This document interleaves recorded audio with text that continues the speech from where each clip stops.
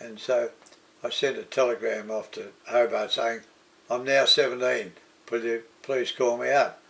Well, it took a few weeks, but next month in August I went down and joined up at Hobart, and then they shipped me across on the ship to Cerberus, and I did training there till November they decided to put me in the communication branch as a coder. That was a new rating, codes and ciphers, so I passed that, and it gave everyone a little slip asking what they preferred to go. And one of my mates put down Thursday Island as a coder. And he did go there, but to join the Navy and go to Thursday Island, I thought that was a bummer. So I put in HMAS Sydney, which was a glamour ship. They'd already sunk a Italian ship in the Mediterranean, and everyone thought, the Sydney was a prize ship. And you'd go ashore with a tally around your cap, HMAS Sydney, and I thought, I want Sydney. And then when it came down and I was ready to go, they said, you're going to the Manura. And I was bitterly disappointed. I went to Sydney, so I went to the Manura. Of course, 3 months later, the Sydney was lost with all hands. So that was another lucky break. So I joined the Manura. Youngest on board out of 640. And so we went up to along the coast through Indonesia, onto Singapore, and I was there December 7 when they bombed the place, and the bombs were coming down, and I was on board doing stoppage of leave. For some reason I hadn't had an haircut or was being cheek or something, which seemed to be a feature of my stay on the Manura. And I was on I wasn't ashore. Most of my friends went ashore, and I had to stay on board. So the bombs were going off, and the anti-aircraft, you can see the shells going up. They must have had some tracer on them, and you could see it all sort of in slow motion. And I decided that if it was bombed, I'd do better to be right down in the bowels of the ship. So I was only 17 in a few months, and I was very agile, like a little monkey. And I perfected the idea of going down a companionway, stairs, the companionway, and they've got brass rails on either side, especially when it's rough, you hold on them. So I perfected the thing. I'd put 2 hands on each one, then I'd put a leg over one side, a leg over the other side, and just slide straight down. In a matter of seconds, I'd be on the bottom of the stairs. So I went and then I finished up right down the engine room, and I was safe. If a bomb had come through 2 or 3 decks, I'd live. And then while the things were going on, I had an idea that if a bomb landed close, the plates might open, the sea would come in and I'd drown. So I then scurried around and went halfway up. So there I was, halfway between the lower deck and the top deck, covering both bases. And anyway, so that went on. I don't know whether it's the next day or the day after, we left Singapore a few hours before the Prince of Wales and Repulse, the battleship, Prince of Wales and the battle cruiser, HMS Repulse. And when we went past them, they looked beautiful, with all the brass trimmings and holystone deck, and everyone said, oh gee, I wish we were on those. And we headed off in a north-westerly direction towards Calcutta, which we eventually arrived there.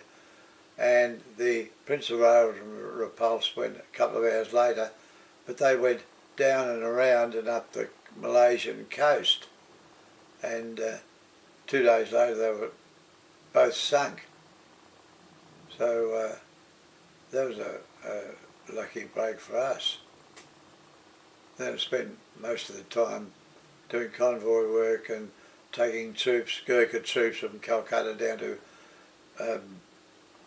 Rangoon in Burma and up the Irrawaddy. We take all the troops up there, 3 or 4 shiploads of Gurkhas, then we'd scurry out of there because the Japs were coming down to take Rangoon. So then we'd go back and take another, I'm not sure whether we did 2 or 3 convoys, and then we spent the rest of the time around Madras, Colombo, in the area around there because the subs were very active. While we're in Colombo, that must have been Feb 5, Singapore fell, but before it did, they had destroyers, a couple of destroyers, and they were towing another destroyer which had engine problems.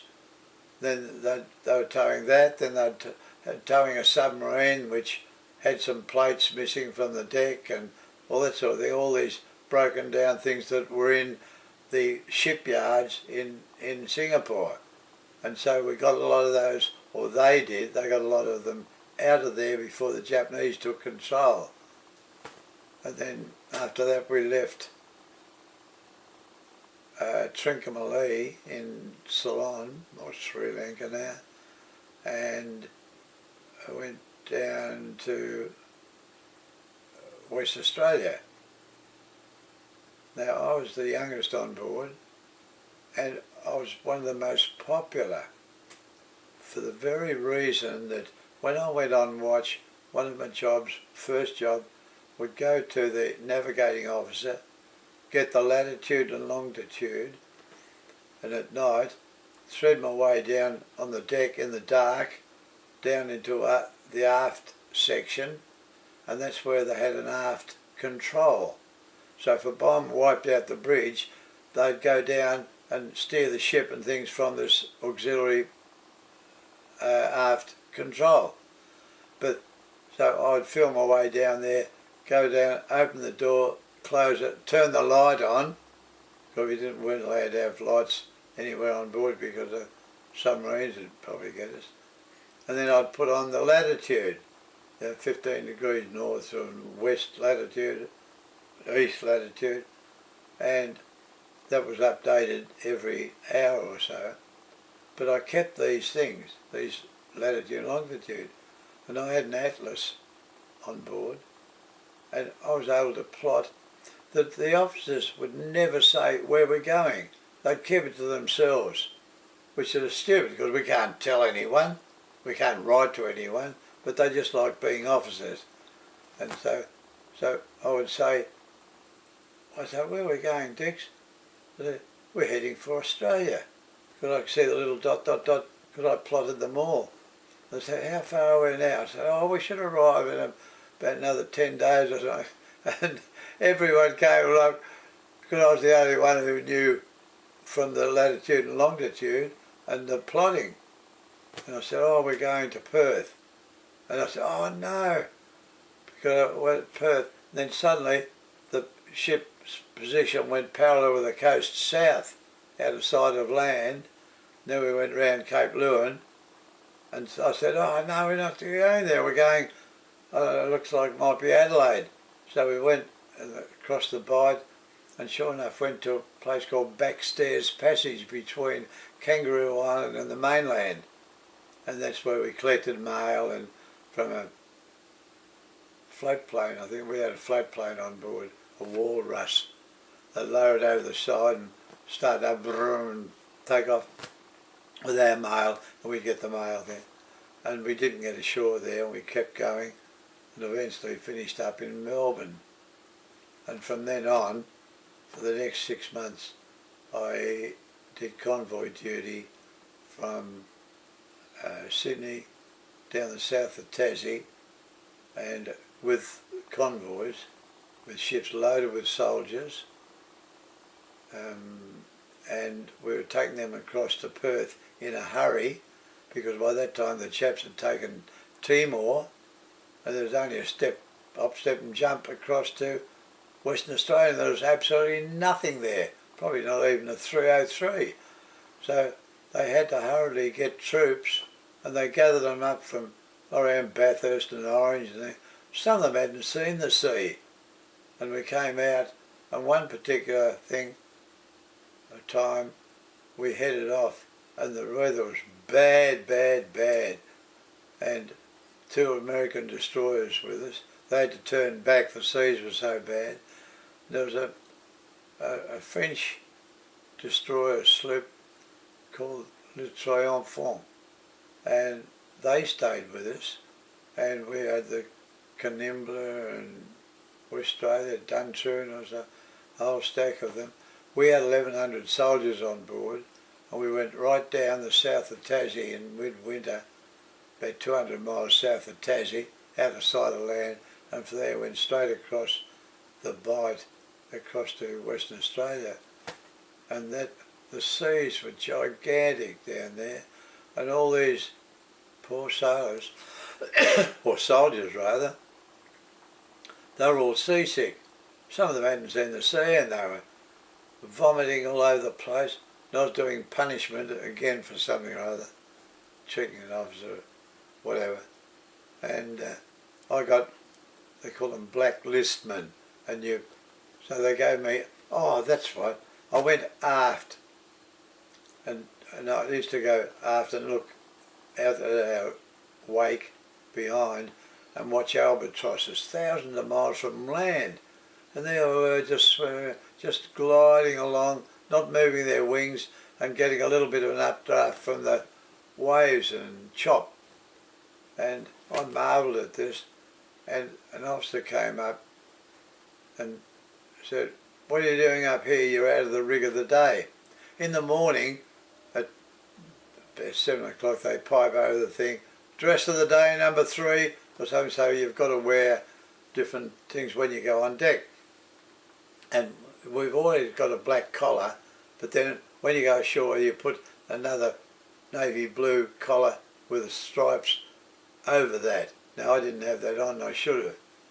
And this Sub-Lieutenant Beattie took me before the officer of the watch and said, "This rating is on deck out of the rig of the day." Yeah, we're at war, 1,000 miles from land, and he's saying that. And they said, "What do you want to say?" And I said, "Well, I was admiring the sea and the birds and things, and I was going to say, and this bastard came down," and I thought, if I say that, I'll probably give you cells, 5 days cells. And that was good, not good, because if you get cells, you're only allowed, the Bible, and you're allowed a glass of water, but you get both, and so you dip the thermometer in the water to lower the temperature, so then you call for they call for the doctor and they give you an extra blanket, and you use the Bible as a pillow. So I thought, oh gee, this isn't for me. So when I said, and then my nerve went and I couldn't call him a bastard, and I said this, and I finished it, came aft. Now to call an officer and this came down was even worse than saying a bastard. So there we are, I got to stop at your leave, which is a bit of a laugh, because it took us about 10 days to get to shore.